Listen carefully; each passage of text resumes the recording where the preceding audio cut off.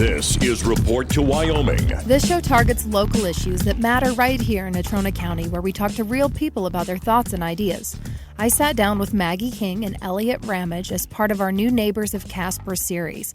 We aim to talk to people in the community about their impact on the city with an emphasis on interconnectedness. As we conversate, I can't help but notice that Maggie's voice is so lovely. We end up mostly talking about her serene disposition, being a mother to 3 teenage boys, and her passion, food. The first thing that I wanted to talk to you about is coming to Casper and how you feel about it now, maybe versus then, and has it changed much for you? I think I love Casper. It has been a fantastic place to raise my 3 boys, to have the mountain so close, all the outdoor sports that you don't have to put much money out for. That's been fantastic. I feel like the food scene in Casper is slowly getting a little better, so I love that. I think I like it just as much as when I got here about 12 years ago. And you made friends with the wind then? I'm okay with the wind. I mean, it's driving me crazy sometimes, but it stops. That would be my only thing. But then I decided, I'm going to be friends with it, so I can't say bad things about her now. There you go. Because, we had to have an understanding. That's just, if people know you, they know you love food. Yeah. Even when we talked last time, she'd been baking and cooking, should I say, or were you baking? I think I was cooking that day. Cooking, okay. But you couldn't wait to get home to do more cooking. Yeah. So definitely it's a big part of your life. I do love it, and I always have loved it. I think you said you started very young in the kitchen. Mm-hmm. Do you want to tell us a little bit about kind of how you started to fall in love with cooking? And I would say I started very young as a toddler even. I just loved to cook, or what I thought cooking was as a toddler. I would slice bananas or make cereal for mom and dad and bring it to them in their bed. But professionally, I got started in cooking in kitchens at 19 when my brother didn't believe I could cook professionally in a kitchen, so I had to prove him wrong. And we were in a hot New Jersey kitchen in the summer, and it was an Italian chef-owned restaurant. My brother was the head chef at the time, and I worked right next to sweaty, smelly, big men, and I somehow came out of it at the end in love more and went to culinary school. Do you feel like that the culture of New Jersey has influenced you? Definitely. The particular area I'm from in New Jersey, South Jersey, is a big beach community, so seafood is just huge, and that is still my favorite thing to cook. And my specialty is like European classics with seafoods and cream sauces, things like that. And New Jersey is just so much Italian food and so much seafood. I would think that's pretty much what I'm the best at. And then you end up cooking at a series of ski resorts. Mm-hmm. What genre? Honestly, it was not even a conscious choice. I graduated culinary school in Denver. As we were graduating, the day of graduation, one of my chefs who was from Norway said, "Hey, Maggie, come work for me at Winter Park, Colorado. I'm going to be hiring 3 chefs, and I want you to come up." And so I said, sure, and went with him. I followed him. And I worked in a few different applications in the kitchen as like just a line cook, as a lead line cook, chef, just wherever he put me, I landed, and that's what I did. Was this fancier, a little different, or were you doing a lot of comfort food? What was it that you guys really made a lot? Most of my time there was spent in what's called the West Portal, and it's the main hub of food for the whole mountain, all of Winter Park Resort. We would see 5,000, 7,000 people a day. Everyone's funneled through this one area, and we had 12 outlets, and I managed all 12 of them with 30 people a day. I had 30 employees per day to get through breakfast, lunch, and dinner at the resort.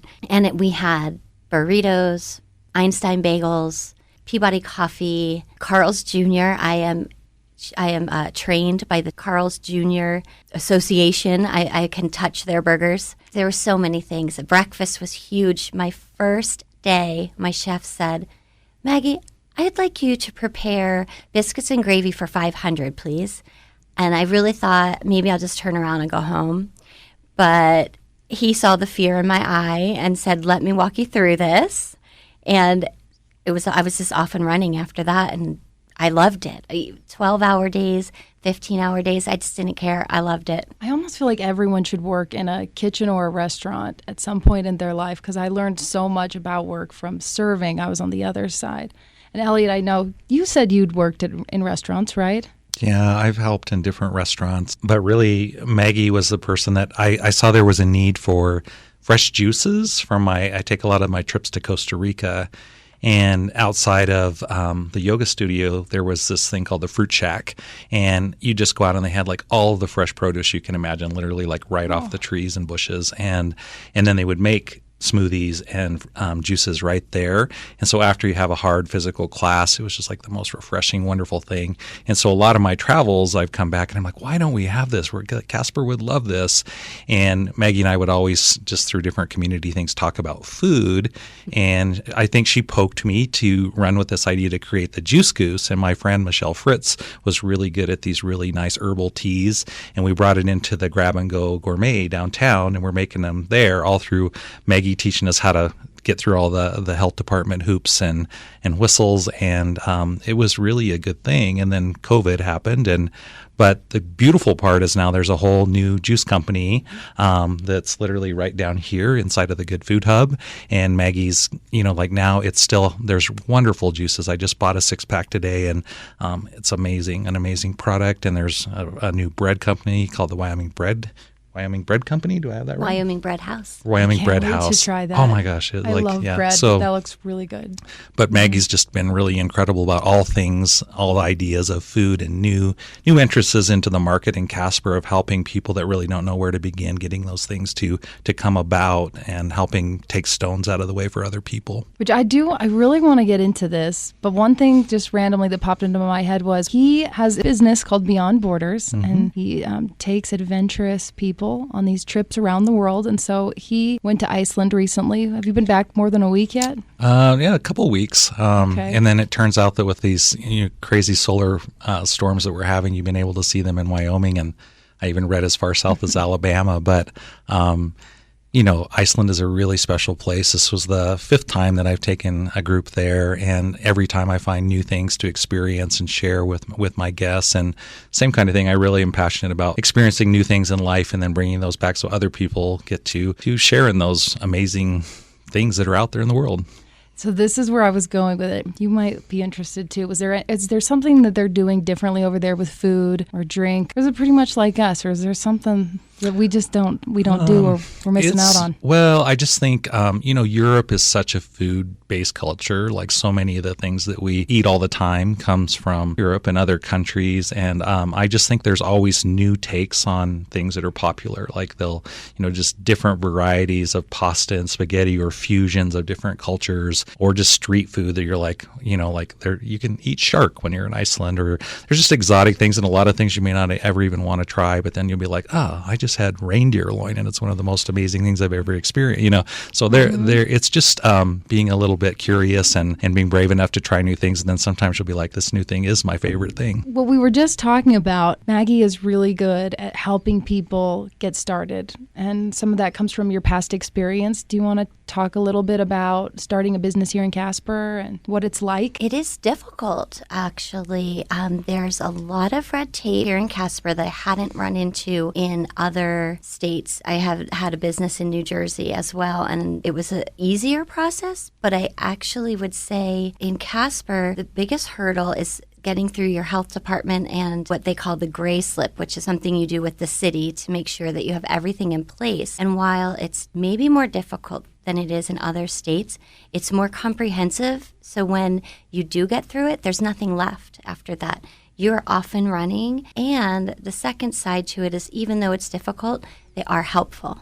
Our health department will come as many times as you need them to. They will answer as many questions as you have, and they will take their time with you. They have time to spend with the business owner. So it's harder and easier. And you were doing the grab and go bowls? Here in Casper, the first business I had was a grab and go gourmet. or the first and only business I've had in Casper. And the Power Bowl seemed to be the most popular item and something that people kept asking about through the years of having it. Our average was 40 of just that one food item per day. And so when we closed, that was the item people kept saying, well, how do I get one? I really want one. So it was kind of fun to give it to a new business and say, hey, take this and run with it. My customers are a similar style to your customer. I'm referring to the Lovely Lemon juice bar. So I knew that my customers would love juice and order from her the Power Bowl as soon as they knew it was available, and it's really been a big hit. Oh, good. And for people who don't know what the Lovely Lemon is yet, it was ACS Juices, but she is rebranding, and so but it's still for right now, it's in the Wyoming Food for Thought building. I also wanted to talk about just Maggie has the most amazing positive energy, and has a lovely voice, by the way. I'm sure the listeners have picked up on that. Side note, have you ever been in singing or choir or anything like that? Never. Starting today. Yeah. Doesn't she have a really nice voice? Of course, yeah. Yeah, not everybody has it. You. It's like really, it's a good little soft. But you also have this just light that just sort of radiates from you, and I was wondering where that came from. Well, I think, in my opinion, growing up in New Jersey can be slightly dark, considering how crowded it is and just a more gritty nature of human is living on the East Coast. So I fit that category until I went to culinary school in Denver, Colorado, and met all these beautiful, healthy, outdoorsy people that just wanted to hike and smile and go skiing and be in the sunshine. And I realized that was what I was looking for. So I used a method where if I was getting into my more gritty thinking or darker thinking, I would say the word marmalade and retrain my brain to just see the positives and have gratitude and enjoy my environment. And after about 2 years, I would say, in Colorado, I really just became a much lighter, brighter human being. And Elliott has this too. You have the positive. I'm very I'm working on it. I think there are people probably out there like me, like, oh, you notice it in people, and it's like, how are they so optimistic all the time? It's wonderful and contagious. Well, it's funny because I think that a lot of people think that if you're positive that you never have any negative thoughts or you don't have bad days, and that's absolutely not true. I just think like it's kind of like Maggie saying that you found a way that like that didn't serve you or anyone else or life or just living in general. So you come about ways of being like, I'm going to retrain my mind and then I'm going to retrain my actions from my thoughts. And that's, with me finding yoga and then just really working through community and seeking out. To be honest, there are times that's really hard in Wyoming to find people that are open and receptive. And at the same time, Wyoming is one of the most beautiful and generous places that I've ever imagined. And so you really just have to train yourself to stay in a good mind, your own purest mind, and then just keep trying and doing your best. And it seems like really beautiful things keep happening as you do that. And this really ties into what our Neighbors of Casper is about, I think, getting to know each other and extending that olive branch sometimes, or being vulnerable even, and being willing to talk to different people and learn about them. And that can be hard, especially when it's cold half the year. We're in our houses. Yeah, it is really nice. This is our second one, and I'm excited to get to know people better and talk to them. And then also the people listening get to know you as well. So I was wondering if this bleeds into parenthood for you and how you parent. I try to be an observer of my 3 children. I have 3 boys. They're 16, 17, and 20 right now. And while you can't sit back and always be the observer of your children, I try very diligently to hear and listen to them before I dive in and decide I know what they're thinking or trying to express to me. If I give them a little bit longer to get to the point of what they're saying or asking of me, I usually can give them more solid advice as opposed to telling them what to do, or just deciding I knew what they were trying to say. Oh, wow. I'm lucky. My boys are very kind-hearted. All three of them have a kind, inclusive heart. They truly do, and I think it's just who they are. It has nothing to do with you. Probably Just not. pure In the coincidence. days they know all about Marmalade. They do know about Marmalade, all three of them. Oh, I love that. I'm going to think of a fun, something like that. I really like that idea. Are they interested in going down your path a little bit? I think they're interested in using it to make money, to get to the point where to do what it is they hope to do. My oldest son is in college in Duluth, Minnesota, and works for Chipotle, and they pay for his college. Oh. So it was really nice to be able to give him the skills to get that job, to get college money. My 17-year-old son, Jefferson, has zero interest in cooking, and he loves corn dogs. So I don't believe he's going to dive deep into the culinary world. And my youngest, Micah, is so interested. He's an athlete. He wants to go to college on a scholarship, and he is dedicated, more dedicated than anyone I know to healthy eating. He goes as far as to meal prep his own food for the house for the week with, bison and brown rice, lots of fruits and vegetables. And he loves cooking. He cooks everything. He's amazing in the kitchen. So maybe some nutritionist or a chef or something. I don't know. He's a sophomore, so it's hard to say. I think he's leaning towards physical therapy, but who knows? And you have taught many kids about nutrition, how to meal prep, and so it all kind of comes together. Mm-hmm. When did you start teaching was it NC? I was at NC, I believe my first year was 2011, and I was there for 7 years. When I got there, they had a very loose kind of culinary class. They called it Foods and Nutrition, but it wasn't a lot of cooking. It was more your body fat mass index and things like that was of no interest whatsoever to students who signed up for a cooking class. So my first year, I did the status quo and tried to go through it and realized this is horrible. We're staring at each other and it's awkward and quiet. So my second year, I threw all the papers away and said, we will cook every day. We'll cook one thing every single day. And that it led itself into 4 separate culinary classes. We ended up with 4 levels of cooking. And my 4th year students, I took to competitions. We had a state champion of baking while I was there. We had multiple teams compete in Skills USA and ProStart. It was just really fun, and I felt like I was able to elevate the process, the class for NC. And you're still teaching a little bit at Wyoming Food for Thought, right? Mm-hmm. Okay. What does that look like?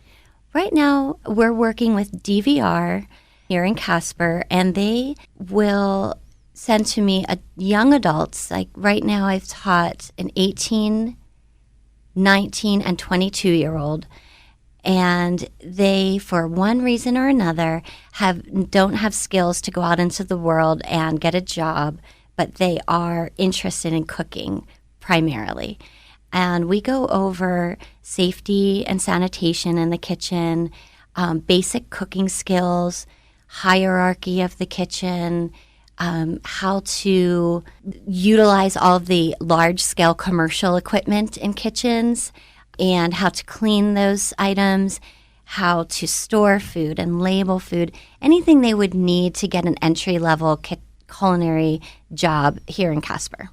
And it's worked out really well. One student is working up at the college in the cafeteria, and he loves it.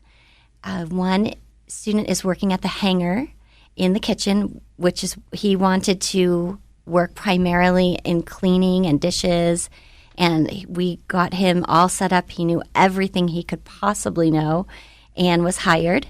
And I'm not sure where our third guy was because he still had a little school to finish. Elliott, have you cooked with Maggie before? I know you've eaten her food. But... Well, mainly in the juice process. Like she helped with a lot of events. You know, I don't know if you all remember the big food truck chaos we had for a while in Casper, but I mean, it was really hard because I felt like there wasn't an emergence of food trucks, and it just was way harder than it needed to be. And I think my opinion and a lot of just regular people that were trying to do this kind of thing. And Maggie was really helpful of like, talk to this person, like this is what you really need to do. Because we were trying to get food down for events like along the river by the labyrinth, and just making sure everything was done safely but possible. Again, like it seems like Maggie was always the person that was trying to like find the way through, like don't make this harder than it needs to be. And I feel like that's one thing that like she's just been a light with that in Casper, because like sometimes I really do feel like we just make it harder than it needs to be. And this might even extend to the world of nonprofits. If you guys want to be critical of as amazing as nonprofits are and light and fluffy and pink, if we're being critical, then it's possible that they could be working together better. Do either of you guys want to talk a little bit more about that? I do. I feel like rather than growing community through the nonprofits, there's a lot of agitation and negativity towards each other in the nonprofit world here in Casper.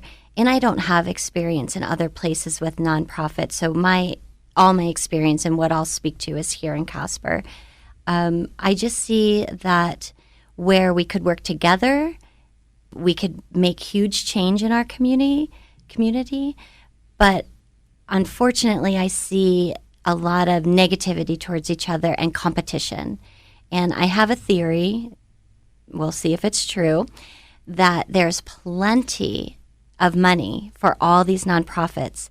It's just that when people in the nonprofit sit back and wait for the donation, they feel more aggressive. If you worked harder towards getting grants and going after money that's out there for everyone, these grant money, then I think you're putting that effort in and you realize how much money is actually out there, and there's no need for the hard scrabble that's happening. In what ways could they work together too more? Well, I think everybody has a specific goal with their nonprofit, but the big overreaching goal is community. And so if one nonprofit is doing food and another is doing gardening, why wouldn't you work together to make that happen for your community? Yeah, I think my observance is that there is an attitude oftentimes of scarcity, and Maggie doesn't think like that, and I think that's why she's been able to like bridge a lot of these differences. And I mean, if you're afraid that you're not going to own your public issue, whether it's hunger or racism or whatever it is, like if you like, we have to be this to survive, you have that scarcity mentality and you're not able to do your best work. And meanwhile, there's other people that also care so deeply about those same projects and same movements, and they could be helping each other so much more by just seeing through the division. Mm-hmm. And I think that Maggie's been that person. Like, I mean, there's been times, because I've been so involved through community with so many nonprofits, it's like this just isn't necessary. And I do feel like that's transitioning slowly. I just think there's some beautiful things with nonprofits coming about right now. But I think all that we can do to just get rid of that mentality of scarcity is a really important mission. And then another thing that I love that Maggie's doing is helping these other businesses to flourish. And so I don't know if everybody really knows how it kind of works and what you guys are doing over in your building. If you want to maybe share a little bit about kind of that process for a new business who might be kind of just wondering, is this going to work out? Where do I start? Yeah. What the Good Food Hub through Wyoming Food for Thought project does is we take a home business who a food business. It's always a food business for us. But if you're working at home and using the Food Freedom Act to sell your product, you are very limited on who you can approach to sell this product.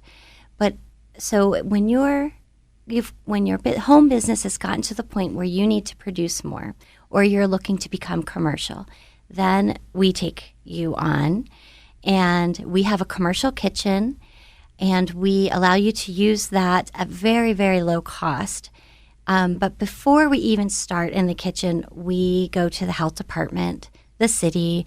We get you signed up for insurance, business insurance. We do some business coaching, like what is your real food cost?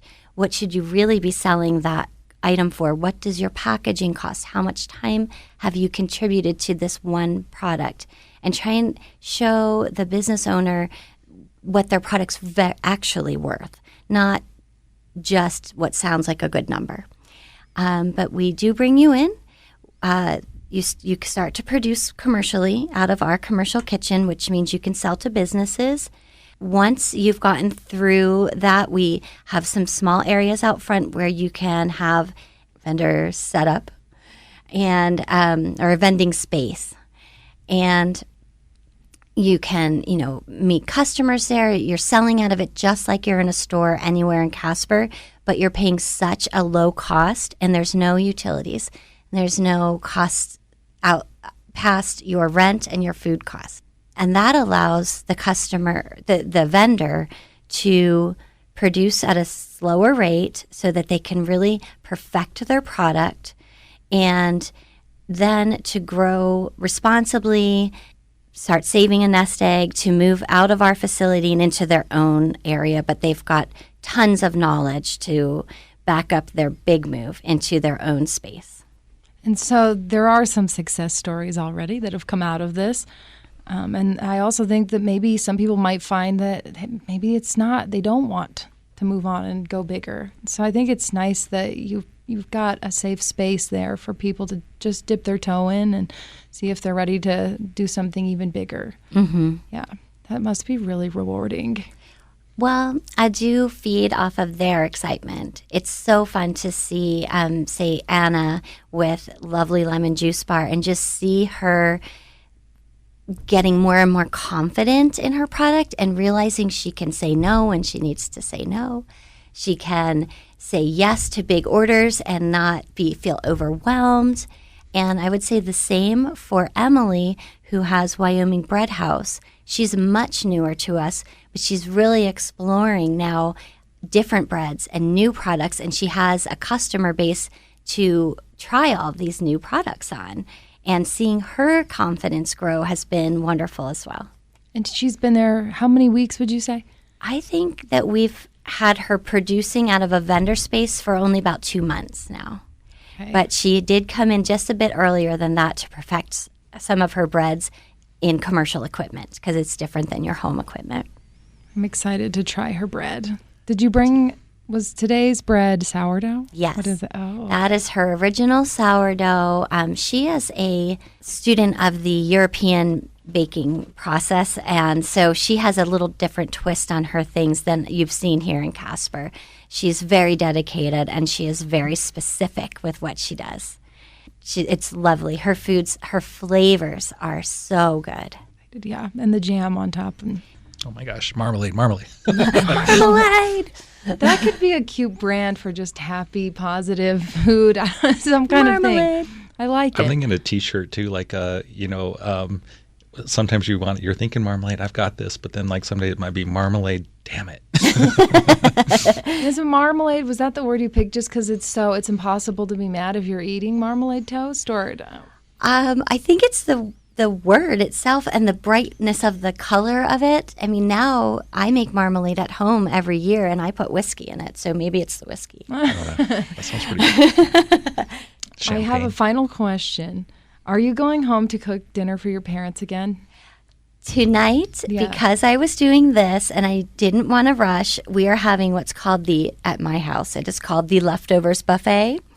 And so I just kind of reheat everything, and there might be like 1 serving of this, 2 of this, but my boys are very used to this leftovers buffet, so will be no surprise to them. It's probably the best buffet in town.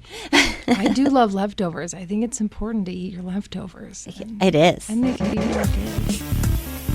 This has been Report to Wyoming, presented in the public interest by Town Square Media.